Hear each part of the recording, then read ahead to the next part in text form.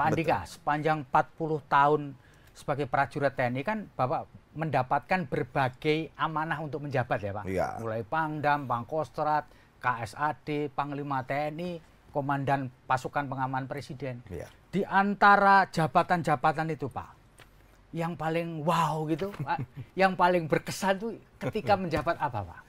Sebetulnya masing-masing jabatan itu beda. Beda ya Pak? Beda, Ya? karena fokusnya beda. Misalnya saya menjadi Pangdam, itu teritorial Mas. Ya. Begitu jadi Komandan Kodiklat, bintang 3. Ya. Pangdam tadi kan bintang 2 Mas. Ya. Saya naik bintang 3, Komandan Komando Pendidikan dan Doktrin Angkatan Darat. Ya. Itu latihan. Ya. Kemudian jadi Pangkostrat. Ya. Itu ya tempur, Ya. tapi yang sifatnya konvensional. Dulu saya sudah pernah di Kopassus sampai Ya. Komandan Batalion. Itu special operation, operasi kecil tapi spesial. Terus menjadi kepala staf, membina. Nah, memang beda-beda. Tapi yang nggak bisa hilang sampai sekarang adalah Komandan Pasampres. Kenapa Pak itu Pak? Kok jadi terkesan begitu kesannya itu?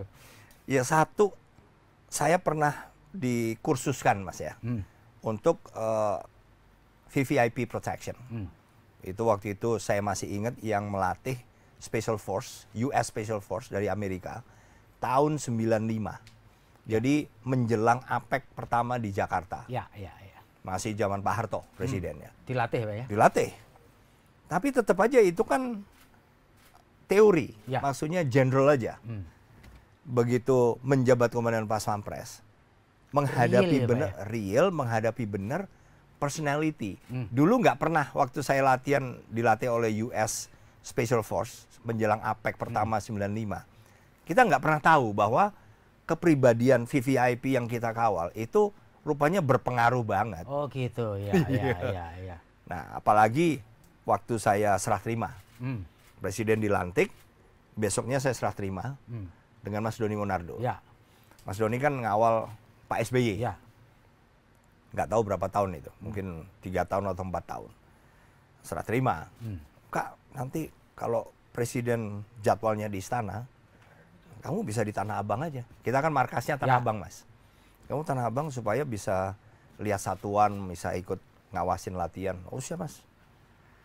Begitu hari besoknya, saya lihat jadwalnya presiden di istana. Oh, ya udah, sesuai serah terima Ya, saya dengan ya, Mas ya, Doni. ya. Mas Doni kan udah lama di Ya, ya. Pasampres. Udah, besoknya saya langsung di Tanah Abang aja. Ya. Begitu lagi olahraga, pakaian juga olahraga. Tahu-tahu ditelepon sama dan grup saya, Ya. dan grup A. Komandan, Bapak 15 menit lagi mau berangkat. Duh, berangkat kemana kan jadwalnya di sana? Saya juga nggak tahu, Komandan. Wah, jadi itu namanya pencak silat akhirnya. Nggak pakai mandi, ganti, langsung pakai baju, Ya, ya, ya. meluncur. Padahal Mas, SOP-nya itu bukan hanya kita mendampingi mengawal presiden, Ya. tapi tujuan itu kan harus diamankan dulu. Jadi itu SOP. yang mau dituju harus clear dulu ya? Harus clear dulu. Lah kita 15 menit itu sebelum berangkat. Ya, Tujuan baru dikasih tahu. ya. Kapan memberangkat? Dan memberangkatkan tim Ya. ini nggak gampang, Mas. Karena cara bekerja kita kan mungkin waktu itu berbeda. Ya itu, jadi gendadapan sampai istana itu beliau pas mau berangkat. Itu saya. Lah yang di sana kan belum ada. Ya, ya, ya, ya. Jadi pengalaman-pengalaman seperti ini, belum lagi kalau misalnya incognito namanya. Mas. Ya, ya, ya, Incognito ya. tuh yang tidak Diem-diem gitu ya? diem-diem, yang nggak direncanakan. Banyak sekali. Banyak sekali. Ada, wah udahlah. Jadi itu terkaget-kaget.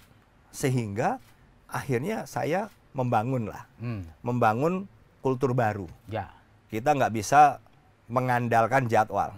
Ternyata doesn't work lah. Ya, Kalau untuk ya, ya, kepribadian Presiden Ya, Jokowi, Beda enggak lah. banget ya.